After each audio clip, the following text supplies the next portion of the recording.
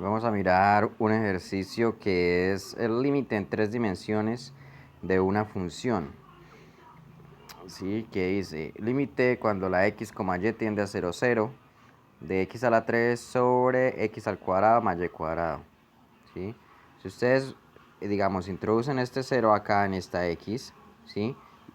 E introducen este 0 acá en esta y, ¿cómo quedaría? Entonces me quedaría, si reemplazo la x, me quedaría 0 a la 3 dividido en 0 al cuadrado más 0 a la 2. Esto es igual a 0 sobre 0. Eso es una indeterminación de un límite, ¿sí? Entonces tengo que hacer algún truco matemático para poder eliminar esa digamos, el 0 sobre 0, esa indeterminación, ¿listo? Hay varios trucos que es factorizando, ¿sí? Pero en este caso no hay ningún tipo de factorización. Acá no se puede hacer ningún tipo de factorización, ¿sí? Entonces lo más común en estos límites, lo que tengo que hacer, ¿sí? Es utilizar un triángulo rectángulo, ¿sí? Vamos a dibujarlo acá y pasarlo a coordenadas, digamos, trigonométricas o coordenadas polares que llaman, ¿sí?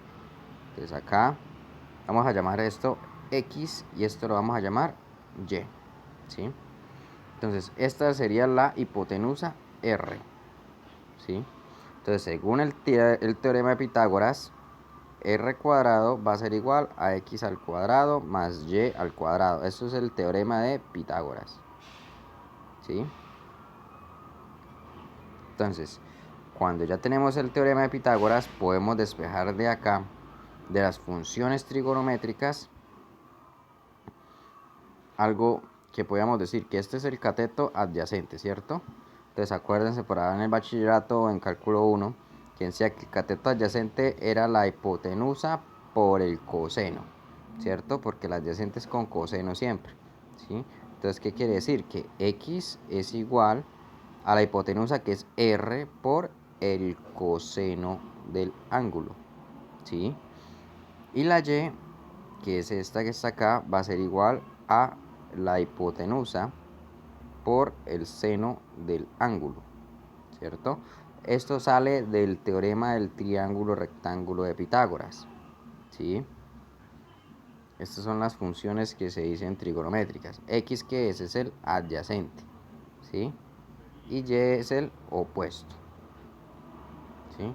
Entonces, ¿qué es? El adyacente va a ser igual a la hipotenusa, que esta es, por el lado coseno, que es el de acá, ¿sí? Y Y, que es el opuesto, va a ser la hipotenusa, que es R, por el seno, ¿sí? O sea, este lado, ¿sí? Eso es un poco de trigonometría. ¿Listo? Entonces, vamos a hacer un reemplazo debido acá en la función, en la ecuación. Entonces, límite, cuando entonces vamos a colocar ese límite en función de R. Entonces, cuando R tiende a 0, ¿sí? Entonces, miramos bien el 0 acá. Cuando R tiende a 0. Entonces, x a la 3, ¿qué sería? X sería esta que está acá, ¿cierto? Entonces, como es a la 3, entonces me quedaría x por, perdón, quedaría r por coseno del ángulo. Eso es x, ¿cierto? Pero como está elevado a la 3, pues coloco 3. Dividido en r por coseno del ángulo, que es esta x, pero entonces está elevada al cuadrado, ¿sí? Más la y, que sería esta que está acá. Entonces sería r por seno, ¿sí?, del ángulo elevado al cuadrado, ¿sí? Ahora vamos a repartir esos cuadrados. Entonces me quedaría que el límite cuando r me tiende a 0 es r a la 3 por coseno del ángulo a la 3 dividido en r cuadrado por coseno del ángulo al cuadrado más r cuadrado por seno del ángulo al cuadrado. Lo que hice fue repartir estos cuadrados, ¿no? Y a la 3 de cada uno, ¿sí? Ahora, ¿qué pasa acá? Yo acá puedo sacar un factor común, ¿cierto? Entonces me quedaría que el límite cuando r me tiende a 0 de r a la 3 sería normal, coseno de 3, esto, te saco un factor común que sería r cuadrado, que me multiplica coseno más seno cuadrado del ángulo, ¿cierto? ¿Sí? Entonces, como pueden observar, esta r con esta r se pueden ir, r a la 3, r a la 2, 3 menos 2 daría 1, ¿sí? Y esto es una identidad trigonométrica que el coseno cuadrado más el seno cuadrado es igual a 1. Entonces, ¿cómo me quedaría la ecuación? Vamos a borrar esto y la hacemos acá un momentico. Entonces el nuevo límite me quedaría como límite cuando r me tiende a 0 de, entonces el r de acá se fue con el de acá, pues no se fue, sino me queda solo un r arriba, si se cancelaron dos, coseno de 3, ¿sí?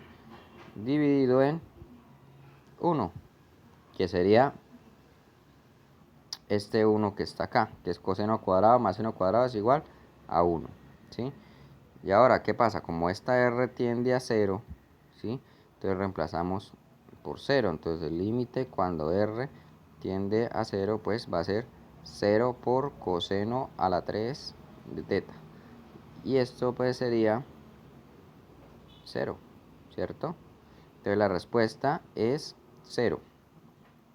El límite cuando x, y me tiende a 0,0 de x a la 3 sobre x al cuadrado más y cuadrado es igual a 0, ¿sí? Entonces lo que se hace es cambiarlo a ese tipo de coordenadas para poder desarrollarlo. Todos esos límites que se presentan de esta manera y que tienen un x al cuadrado y un y cuadrado casi siempre, o tienen una raíz acá, se solucionan de esa manera. ¿Listo? Gracias.